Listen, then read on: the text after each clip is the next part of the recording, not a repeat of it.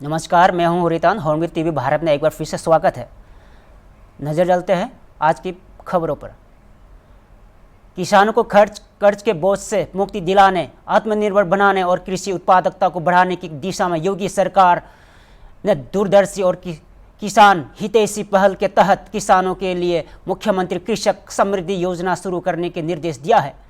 इस योजना के तहत किसानों को कम ब्याज दर पर आसानी से लोन मिल सकेगा। सीएम ने किसानों को आर्थिक रूप से सशक्त करने के लिए योजना में वनार्थ के साथ साथ सरकारी बैंकों की सक्रिय भागीदारी सुनिश्चित करने और योजना के प्रभावी क्रियान्वयन के लिए सरकारी बैंकों की ऋण वितरण क्षमता बढ़ाने, शाखाओं का आधुनिकीकरण करने, किसानों को आसानी से ऋण मिलने की व्यवस्था करने के लिए कहा। तो आइए हमारे संवाददाता से और विस्तार से जानेंगे। मुख्यमंत्री योगी आदित्यनाथ ने उत्तर प्रदेश के किसानों के लिए एक बड़ी सौगात का शुभारंभ करने के दिशा निर्देश दिए हैं। कृषि विभाग के अधिकारियों को कहा है कि मुख्यमंत्री कृषक समृद्धि योजना की शुरुआत करी जाए। एक विस्तृत ब्यौरा उनके सामने पेश किया जाए, जिसका उद्देश्य रहेगा किसानों को बोझ मुक्त कराना और उनकी आय में बढ़ोतरी करना। साथ ही साथ जो किसान ज़्यादा प्रतिशत की ब्याज दर पे जो है लोन लेते हैं, उनके लोन में इस प्रतिशत को कम करना और साथ साथ उनको सशक्त करना। जिस तरीके से बरसात के मौसम में किसानों की आय में भारी नुकसान हो रहा है और उनकी फसलों में भी खराबी आ रही है, उसको देखते हुए कहीं ना कहीं सीएम योगी आदित्यनाथ अलर्ट हैं और वो किसानों को कर्ज के बोझ से मुक्ति दिलाने, कृषि उत्पादकता बढ़ाने और किसानों को आत्मनिर्भर बनाने की दिशा में लगातार काम कर रहे हैं। किसानों को सस्ती दर पर सरलता से ऋण उपलब्ध कराने का प्रयास किया जा रहा है। सहकारिता विभाग की समीक्षा बैठक में मुख्यमंत्री योगी आदित्यनाथ ने कृषक समृद्धि योजना की रूपरेखा प्रस्तुत की है। उन्होंने कहा है कि दूरदर्शी और किसान हितैषी इस पहल को जल्द से जल्द प्रस्तावित किया जाए। साथ ही साथ सहकारी बैंकों की सक्रिय भागीदारी को भी सुनिश्चित करने के उन्होंने निर्देश दिए हैं। इसका उद्देश्य है कि किसानों को किस तरीके से सशक्त बनाया जाए और उनके जो लघु और सीमांत किसान हैं उनकी आय में वृद्धि करी जाए, उनको आर्थिक सशक्तिकरण दिया जाए। मुख्यमंत्री योगी आदित्यनाथ ने कृषि विभाग के तमाम अधिकारियों को दिशा निर्देश दिए हैं कि जल्द से जल्द इसका एक विस्तृत ब्यौरा उनके सामने पेश किया जाए ताकि किसानों को इसकी सहायता पहुँच सके और किसान आर्थिक सशक्तिकरण हो सके। वीडियो जर्नलिस्ट अनिल सैनी के साथ अशर असरार, हॉर्नबिल टीवी, लखनऊ। इधर गोरखपुर के चिड़ियाघर में बर्ड फ्लू का वायरस फैलने के बाद प्रदेश के सभी जू और पार्क को फिलहाल एक सप्ताह तक के लिए बंद कर दिया गया है। ऐसा इसलिए क्योंकि कुछ जांच रिपोर्ट में अभी आनी है। इसके बाद ही तय होगा कि कब तक पार्क और जू बंद रहेंगे या खोलेगा। इसके अलावा इस बार यूपी में 1 से लेकर 7 जुलाई तक चलने वाले वृक्षारोपण अभियान के तहत 35 करोड़ पौधारोपण का लक्ष्य तय किया गया है। इन्हीं सब मुद्दों पर हॉर्नबिल टीवी ने उत्तर प्रदेश सरकार में वन मंत्री डॉक्टर अरुण सक्सेना से खास बातचीत की है। तो आइए हमारे संवाददाता से और जानने की कोशिश करेंगे। उत्तर प्रदेश सरकार में वन मंत्री डॉक्टर अरुण सक्सेना जी हमारे साथ हैं, उनसे बात करेंगे। सर, बर्ड फ्लू को लेकर प्रदेश भर के जो पार्क हैं, चिड़ियाघर हैं या जो भी हैं, वो सब बंद कर दिए गए हैं। क्या लगता है बर्ड फ्लू कब तक ही रहेगा? देखिए, आज से लगभग 1 हफ्ता पहले गोरखपुर चिड़ियाघर में एक एनिमल की तबीयत ख़राब हुई, उसकी डेथ हो गई। हमने IVRI के डॉक्टरों को बुला के जाँच करवाई और उन्होंने उसकी जाँच की और सैंपल भोपाल भेजा गया। वहाँ से रिपोर्ट आई कि इसे बर्ड फ्लू है। बर्ड फ्लू के आते ही हमने सूचना अपने माननीय मुख्यमंत्री जी को दी और माननीय मुख्यमंत्री जी जो बहुत ही संवेदनशील हैं, उन्होंने तुरंत हमको डायरेक्ट किया कि सभी ज़ू को 1 हफ्ते के लिए बंद कर दो। जितने भी ज़ू में एनिमल्स हैं सबका हेल्थ चेकअप कराओ। कोई जानवर ज़रा भी बीमार हो उसको आइसोलेट कर दो, उसे अलग रखो और वहाँ पे डिसइंफेक्शन कराओ, इंसेक्टिसाइड का स्प्रे कराओ, चूने का स्प्रे कराओ और उसके अलावा जो भी कार्यकर्ता उन जानवरों की देखभाल में हैं वो सब मास्क लगा के जाएं, अपने PPE किट पहन के जाएं और जो कर्मचारी हैं उनका पूरा ख्याल रखा जाए। किसी को भी ज़रा भी परेशानी हो तो उसके इलाज की पूरी व्यवस्था करो और जानवरों की देखभाल करो कि किसी भी तरह की कोई परेशानी ज़रा भी किसी जानवर को हो तो उसे अलग कर दो, ख़ास तौर से चिड़ियों को, डक्स को, क्योंकि बीमारी चिड़ियों में ज़्यादा होती है। उसके साथ ही साथ उनके निर्देशानुसार हमने एनिमल्स के खाने का टेस्टिंग करवाया कि खाने में तो कोई ख़राबी नहीं है। जहाँ से खाना उनका आता था उसकी जांच करवाई, पानी की जांच करवाई और हम वहाँ पे पूरी देखभाल रख रहे हैं। चिड़ियाघर को बंद कर दिया ताकि ये इन्फेक्शन औरों को ना फैले। क्या लगता है सर, ये हालात कब तक सामान्य हो जाएं, कब तक लोगों को मौका मिलेगा चिड़ियाघर या पार्क में जाने का? देखिए, कुछ और एनिमल्स भी थे जिनका हमने टेस्ट के लिए भेजा है, उनकी रिपोर्ट्स अभी भी अवेटेड हैं, रिपोर्ट्स आई नहीं हैं और तब तक माननीय मुख्यमंत्री जी के निर्देश पे 1 सप्ताह और बंद कर दिया गया है कि वो रिपोर्ट्स भी आ जाएं और देख लिया जाए। तब उनके 1 हफ्ता देखने के बाद और जो सैंपल गए हुए उनकी रिपोर्ट्स आने के बाद ही कोई निर्णय माननीय मुख्यमंत्री जी के स्तर से लिया जाएगा। सर, लास्ट ईयर जो वृक्षारोपण अभियान चला था उसमें 35 करोड़ का लक्ष्य था, लेकिन उससे ज़्यादा 36 करोड़ से भी ज़्यादा लग गए थे। इस बार भी 35 करोड़ का लक्ष्य है और जिस तरह से हरियाली का जो उत्तर प्रदेश में दायरा बढ़ता जा रहा है, क्या माना जाए ये सब उन्हीं की कवायद की वजह से हुआ है? जो पिछले साल का टारगेट था और इस साल जो टारगेट है, क्या माना जाए इस साल भी टारगेट से ज़्यादा ही वृक्षारोपण होंगे? पिछले साल जितना टारगेट था उससे ज़्यादा लगाया, आप बिल्कुल सही कह रहे हैं। और मैं आपको बता दूं, पिछले 3 साल में 100 करोड़ से ज़्यादा पेड़ लगाए गए हैं, जो कोई मामूली बात नहीं है। और इस बार हम और ज़्यादा पेड़ लगाएंगे तो सब मिला के पूरे देश की जितनी आबादी है उतने इन 4 सालों में पेड़ हो जाएंगे। और हम पेड़ों के लगाने के साथ साथ हमारे मुख्यमंत्री जी जो कहते हैं पेड़ लगाओ, पेड़ बचाओ, पर्यावरण बचाओ, हम इसका पूरा ख्याल करेंगे। और हरियाली भी बढ़ी है, देश के अंदर नंबर 2 पे हरियाली उत्तर प्रदेश की बढ़ी है।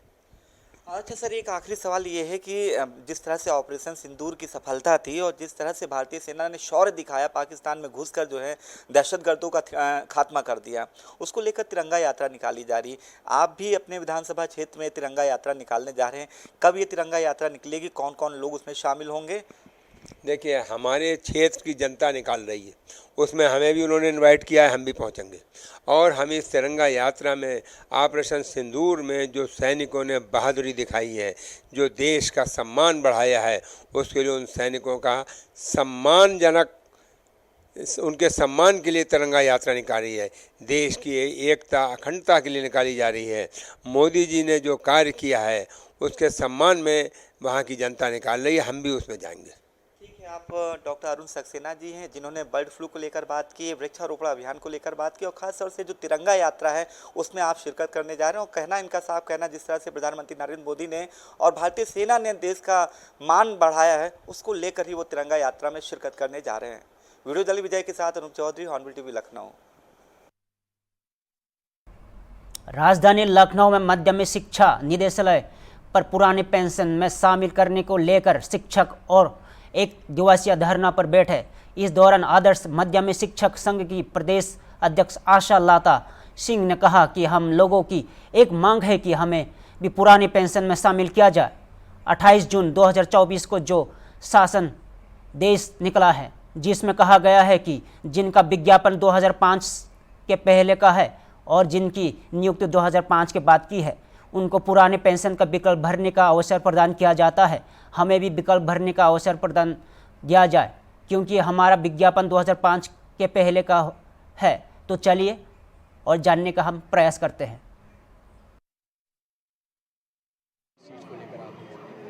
मैं डॉक्टर आशा लता सिंह, प्रदेश अध्यक्ष आदर्श माध्यमिक शिक्षक संघ। हम लोग की सिर्फ एक मांग है कि हमें भी पुरानी पेंशन में शामिल किया जाए। क्यों शामिल किया जाए? क्योंकि एक जियो अभी निकला शासनादेश 28 जून 2024 को, जिसमें कहा गया कि जिनका विज्ञापन 2005 के पहले का है और जिनकी नियुक्ति 2005 के बाद की है, उनको हम पुरानी पेंशन का विकल्प भरने का अवसर प्रदान किया जाता है। और हमारा जो विज्ञापन है 2001, 2002, 2003 का 2 अखबारों में विधिवत निकाल करके विज्ञापन और हमारा पूरी चयन प्रक्रिया अपनाकर चयन किया गया। लेकिन और उसके बाद 2006 में हमें परमानेंट कर दिया गया। हम कह रहे हैं कि हमें भी विकल्प भरने का अवसर दिया जाए, क्योंकि हमारा विज्ञापन 2005 के पहले का है और कोई अन्य विज्ञापन नहीं है। लेकिन हमें 1 साल करीब हो गया, जून से जून होने जा रहा है, दौड़ते दौड़ते हाँ करते करते अब ये लोग कह रहे हैं कि अब जाइए आप लोग मुख्यमंत्री से कहिए। मुख्यमंत्री के यहाँ भी गए, जनता दर्शन में एप्लीकेशन दी, पोर्टल पे लिखा सबने, लेकिन कोई सुनवाई नहीं है। अब हमारे डायरेक्टर साहब, निदेशक महोदय कहते हैं कि जो है आप लोग राजा से कहलवा दीजिए, आप लोग योग्य तो हैं, होना चाहिए आपका, लेकिन आप राजा से कहलवा दीजिए। अब राजा तक हमारी पहुंच आप लोग के माध्यम से हो सकती है। वैसे तो हम लोग की हैसियत नहीं है कि हम माननीय मुख्यमंत्री जी तक पहुंचे। बहुत बार कोशिश की, बहुत एप्लीकेशन लगाई, फोन दिया कि हमें हमारी बात सुन ली जाए, लेकिन सुनवाई नहीं हुई। अतः हार करके हमें ये धरना लगाना पड़ा कि हमारी बात माननीय मुख्यमंत्री जी तक पहुँचे ही, बगल में ही हैं, 100 कदम भी नहीं है, हमें सुने और हमें बुलाएं वार्ता के लिए और हमारे पॉइंट सुने कि हाँ इनकी बिंदु सब जायज़ है और इनको पुरानी पेंशन में लेना चाहिए। यही हम उत्तर प्रदेश की योगी आदित्यनाथ सरकार का गायों के संरक्षण पर विशेष फोकस है। गायों का अच्छा चारा मिल सके, इसके लिए सरकार ने बजट में भी बढ़ोतरी की थी। बुधवार को लखनऊ के पशुपालन निदेशालय में पशुधन एवं दूध विकास मंत्री धर्मपाल सिंह ने उत्तर प्रदेश के 15 बृहद गौ संरक्षण केंद्र का वर्चुअली उद्घाटन किया। इस मौके पर प्रमुख सचिव सहित अधिकारी मौजूद रहे। वहीं इन केंद्रों के बन जाने से निराश्रित गौवंशों के संरक्षण का काम सरकार की मंशा के अनुरूप किया जाएगा, जिससे किसानों के फसलों का बर्बाद करने वाले पशुओं को इन केंद्रों में रखा जाएगा। केंद्रों का उद्घाटन करने के बाद मीडिया से बात करते हुए पशुधन मंत्री धर्मपाल सिंह ने कहा कि केंद्र पर सभी आवश्यक व्यवस्थाएं सुनिश्चित की जाए, गौशालाओं में गाय भूखी ना रहे और चारा, भूसा, पानी, प्रकाश की पर्याप्त व्यवस्था हो। राज्य सरकार निराश्रित गौवंशों के कारण गरीब किसानों के फसलों को नुकसान और सड़क हादसे के कारण जनहानि को रोकने के लिए प्रयास कर रही है। तो आइए सुनिए। 135.13 हेक्टेयर गोचर भूमि, चरागाह भूमि, गौआश्रय स्थल को संबद्ध किया गया है। इस तरीके से अभी तक 4,513.20 हेक्टेयर भूमि पर हरे चारे की बुवाई की जा चुकी है और ये हरा चारा हमारे संपूर्ण उत्तर प्रदेश की गौशालाओं में उपलब्ध रहेगा। आपकी जो शंका है उस शंका को निर्मूल साबित करने के लिए हम पूरा प्रयास करेंगे और कहीं ऐसी स्थिति आवेगी तो उसको और सुधार करेंगे। उन पर भी कुछ शिकंजा रहेगा जो ये गाय वहाँ तक पहुँचाई जाएंगी? हाँ, इस समय हम उत्तर प्रदेश में रेडियम बेल्ट पहनाकर, एक तो रेडियम बेल्ट से हमारी पहचान भी हो जाएगी और जो एक्सीडेंट होते हैं, हमारी गायें भी मरती हैं और व्यक्ति को भी दुर्घटना में उसका जान जोखिम में पड़ जाता है, तो इसके लिए हम कर रहे हैं। और अभी ऐसी कोई समस्या विभाग के नज़र में आई नहीं है। आपने प्रश्न खड़ा किया है, यदि ऐसी कोई शिकायत जहाँ भी होगी तो उस पर हम कड़ी कार्रवाई करेंगे। आज योगी सरकार के 15 बृहद गौ संरक्षण केंद्रों का लोकार्पण किया गया है। निराश्रित गौवंश योगी सरकार की प्राथमिकता है। वैसे भी शास्त्रोक्ति कुछ सिद्धांत हैं, धेनु, धन, धरा, धाम, समृद्धि के 4 आयाम, इन सबको संरक्षण देने का काम करते हैं। जल, जंगल, जमीन, इन सब बातों पर आश्रित पूरा समाज, गावो राष्ट्रस्य मातरा, गाय राष्ट्र की माताएं हैं। देसी गाय हमारी समृद्धि का आधार है। देसी गाय का दूध अमृत होता है और एक परिवार को 1 लीटर देसी गाय का दूध मिल जाए तो मानो उसको अमृत मिल गया। तो हमारे विभाग का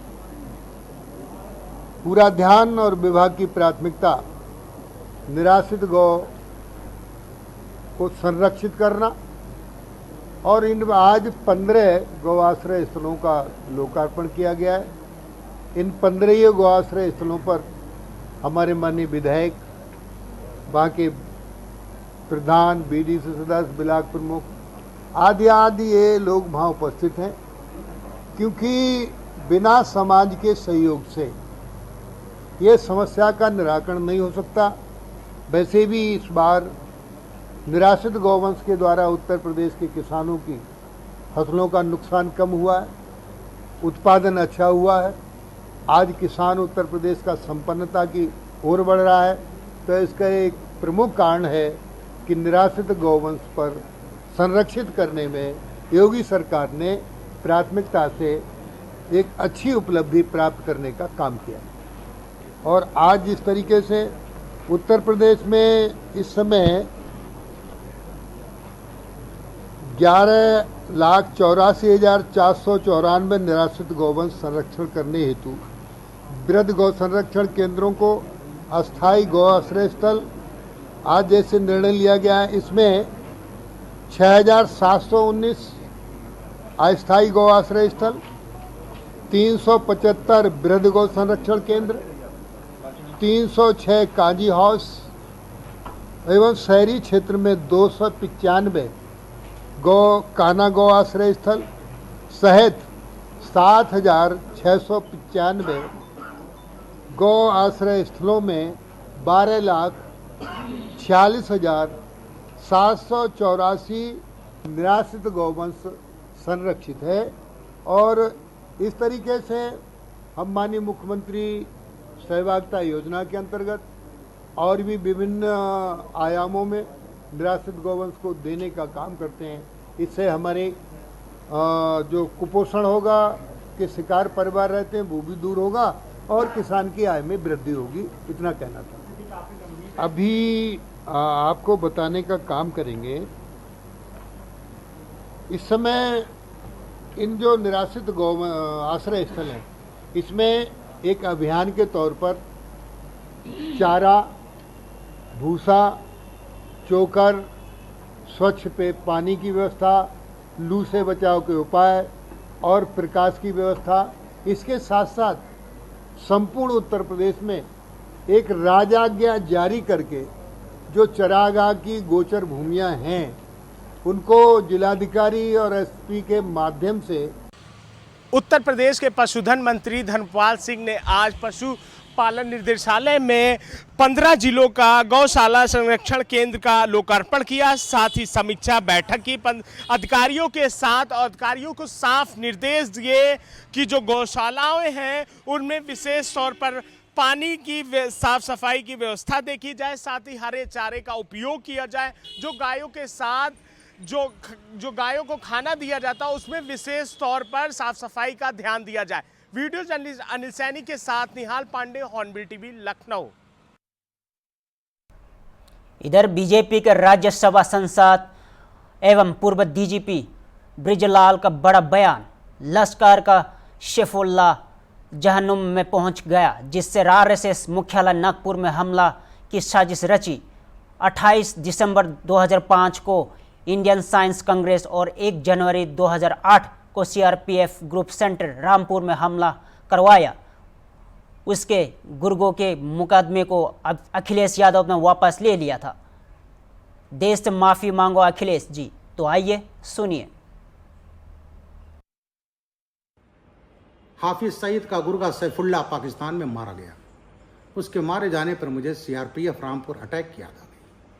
यह अटैक 1 जनवरी 2008 की बीती रात में हुआ था, जिसमें 7 सीआरपीएफ के जवान मारे गए थे। उसमें इंडिया कमांडर सबाउद्दीन और उसके 2 पाकिस्तानी फिदाइन मोहम्मद फारूक गुजरावाला और इमरान शहजाद भीमबर पाकिस्तान ऑक्युपाइड कश्मीर के थे, और एक सोहेल अंसारी था रामपुर का। इसमें मैंने बड़ी मेहनत से चार्जशीट लगवाई, और जब अखिलेश यादव आए तो जो 14 केस वापस लिए गए थे उसमें 2 पाकिस्तानियों का भी केस था, सबाउद्दीन का भी केस था। सैफुल्ला पहले काठमांडू में रहता था, भारत में ऑपरेट करता था, और उसी ने इंडियन साइंस कांग्रेस पर हमला करवाया था 28 दिसंबर 2005 को, जिसमें प्रोफेसर पुरी मारे गए थे। नागपुर में 1 जून 2006 आरएसएस मुख्यालय की हमला साजिश रची गई थी, जिसमें इसके 4 गुर्गे मारे गए थे और सीआरपीएफ अटैक हुआ था। और वो सैफुल्ला के गुर्गे के हाफिज सईद के गुर्गों को जब अखिलेश यादव मुख्यमंत्री बनते हैं तो 14 केस वापस लिए थे। उसमें ये केस भी था जिसमें 2 पाकिस्तानी आतंकवादी इमरान शहजाद, मोहम्मद फारूक गुजरावाला, इनके भी केस थे। अगर वो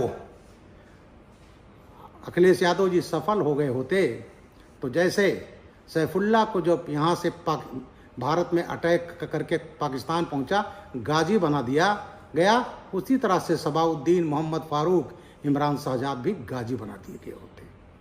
तो ऐसे बड़े आपराधिक मामले, देशद्रोह के मामले में अखिलेश यादव ने वो केस वापस लिया था, लेकिन इलाहाबाद हाई कोर्ट ने इंटरवीन किया और उन आतंकवादियों को फांसी की सजा हो गई।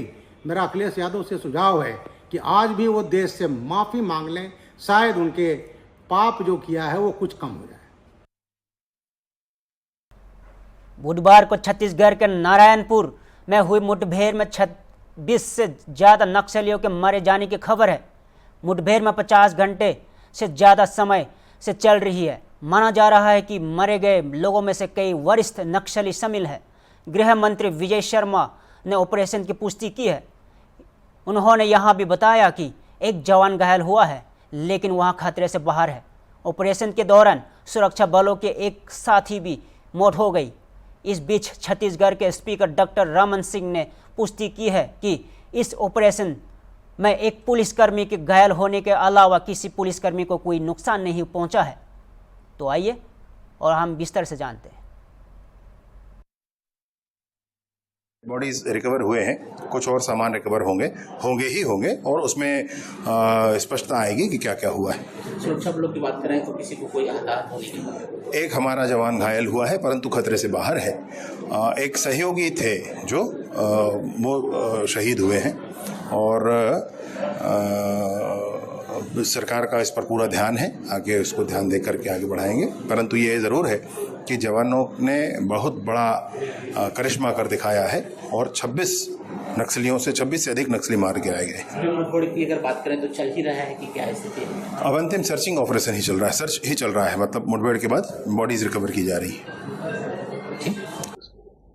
बड़ी घटना हुई है और पुलिस की, छत्तीसगढ़ पुलिस को मैं बधाई देना चाहता हूँ कि एक शानदार सफलता, लगातार सफलता की श्रृंखला में और आज जो घटना हुई है, 26 नक्सलियों को मार गिराया और ये बड़ा ऑपरेशन था और काफ़ी साफ सुथरा ऑपरेशन था। एक भी पुलिस का जवान उसमें मरा नहीं, कुछ एक जख्मी होने की समाचार है।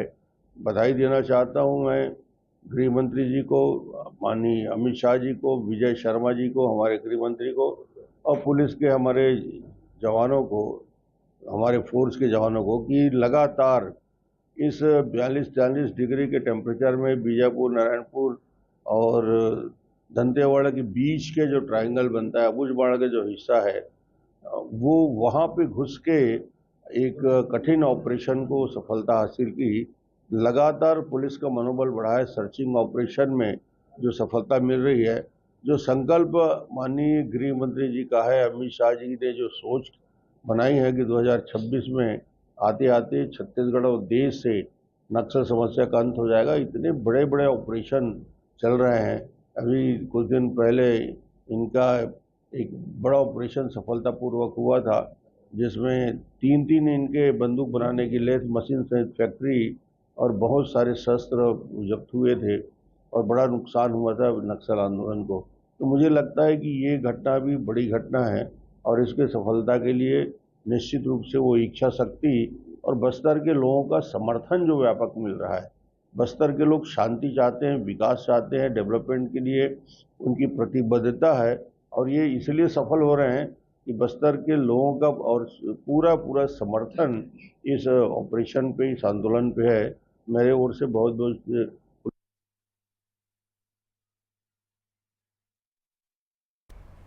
आज के लिए इतना ही। ऐसे ताज़ा खबरों के लिए देखते रहिए हॉर्नबिल टीवी भारत।